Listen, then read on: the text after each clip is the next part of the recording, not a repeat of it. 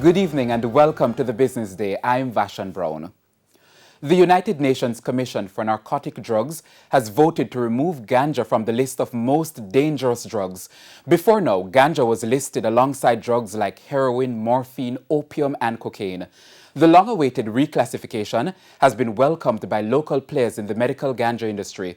President of the Ganja Growers and Producers Association of Jamaica, Richard Dickey Crawford, is hoping the decision will solve the correspondent banking issues plaguing the industry. The bankers were scared. They were cautious, bordering on scared, and were not willing to take any chances. That has now been overcome.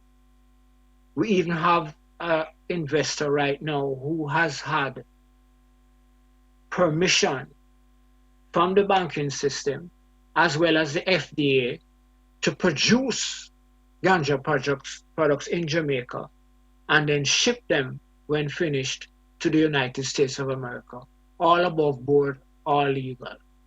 So the walls are beginning to crumble. They're beginning to come down, and hopefully we'll see more of that, which will encourage other business people to come in.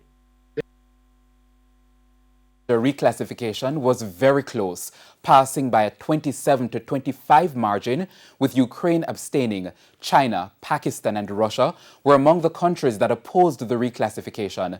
Mr. Crawford argued that some of the opposers were hypocritical in their decision.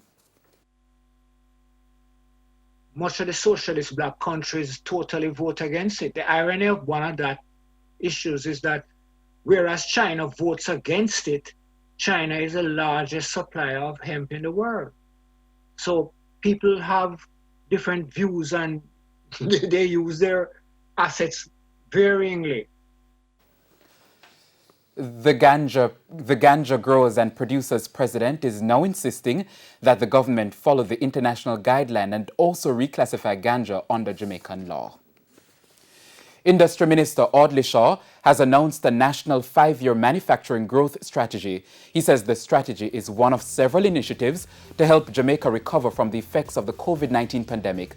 The aim of the strategy is to achieve $81 billion annually in manufacturing output by 2025.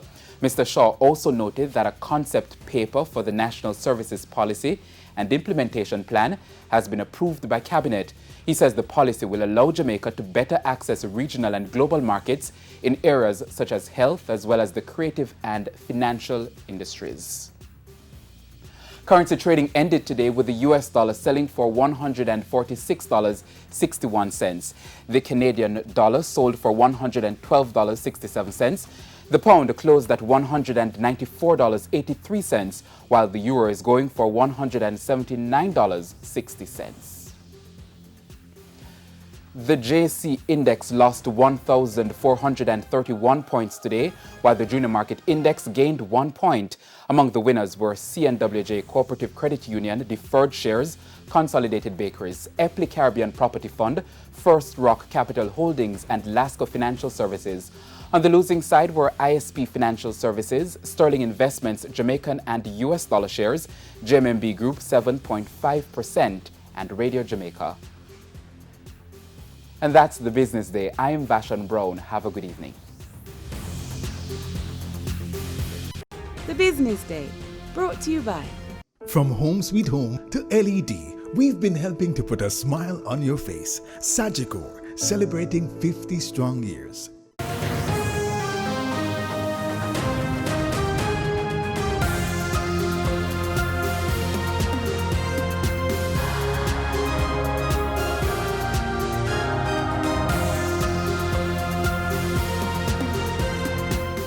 Time now for news overseas. The bleak winter forecast for COVID-19 is becoming a reality. The U.S. on Wednesday reported its highest daily death toll from the coronavirus, and experts say it is going to get worse. We have the details from the CNN.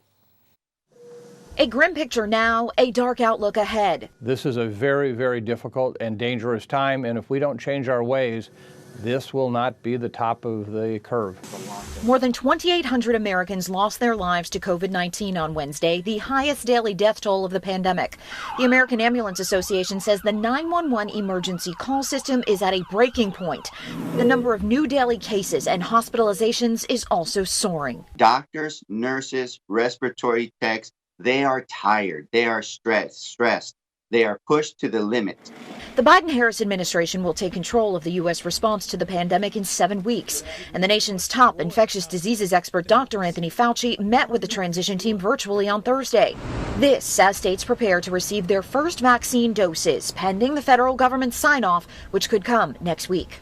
Healthcare workers, residents of long-term care facilities and nursing homes, essential workers, and people over 65 is who's in that first group. That's a huge group of Americans. In addition to improving the public health situation, there's hope vaccines can aid the ailing economy, too. Another 712,000 Americans filed for first-time unemployment benefits last week, according to the Labor Department. And the primetime package continues right after this break with sports.